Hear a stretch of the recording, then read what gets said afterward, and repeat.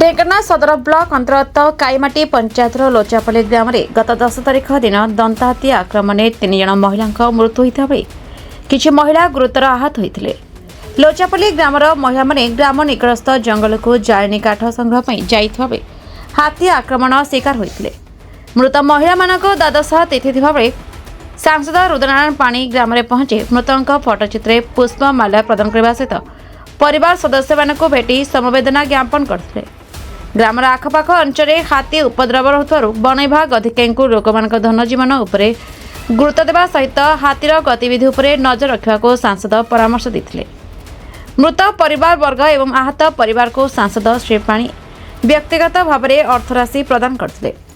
मृतक परिवार सदस्य मानक सांसद सहित जिला साधारण संपादक तथा सांसद सदर ब्लॉक प्रतिनिधि विष्णु प्रसाद वेंका, सांसद पौर प्रतिनिधि रुद्रनारायण त्रिपाठी, विभू प्रसाद देहुरी एवं बहु दलीय कर्मी उपस्थित थे।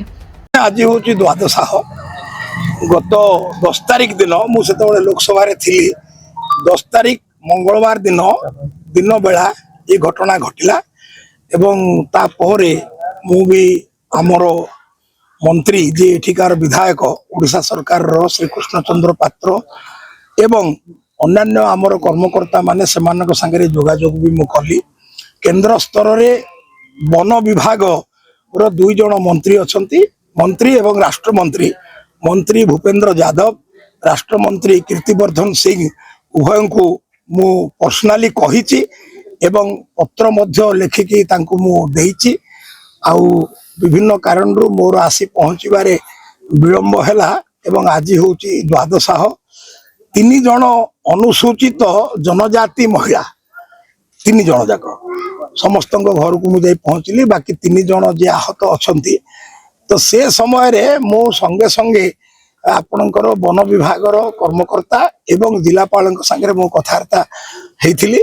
आउ सरकार पर्याप्त परिमाण रे जहाँ जहाँ क्षति पूरण जहाँ दबा कथा सरकार से अनुजाई काम को प्रथम दिन गोटे विभिन्न प्रकार कथा मु शुणिकी भारी व्यस्त होती एवं तापर परे आमर मंत्री कृष्ण बाबू आसी ये पहुँचते एवं मु अनुमान करनेली जे नाई प्रथमे 1 लाख एवं परे 9 लाख यहाँ दे दिज्व। मु 2024 रे लोकसभा सदस्य हला परे यही कथा को बारंबार टोटाल ओडिशा रे आउ भारत वर्ष रे जोटी जोटी हाथी द्वारा काजुआलिटी होउची क्षतिपूरण वृद्धि पाई मु दाबी करुଥିଲି। आ संयोग क्रमे 6 लाख रु 10 लाख बा अन्यान्य क्षतिपूरण जहाँ सेटा हवा कथा माने वृद्धि सेटा हवा कथा हेइची। आउ पुणी केमती ओडिशा रे साइंटिफिकली ए कथाटा को बंद करा जाई पारिबो, हाथी द्वारा काजुआलिटी एटा बंद करा जाई पारिबो सेति पाई व्यक्तिगत स्तर रे मु तत्पर अछि। आ मोर विश्वास मोदी सरकार, मोहन सरकार एवं अन्यान्य समस्त मंत्री माने एथि प्रति सचेतन रहिछंती। आ केंद्र शिक्षा मंत्री धर्मेंद्र प्रधान मध्य इमिडिएटली ट्वीट करी दुख प्रकाश करिथिले। आम दल तरफ मध्य समस्त नेता माने दल तरफ मध्य समस्त नेता माने तत्पर अछंती। ढेंकानाळ दीपक रंजन मिश्र का report, the Republic Odisha 24 news.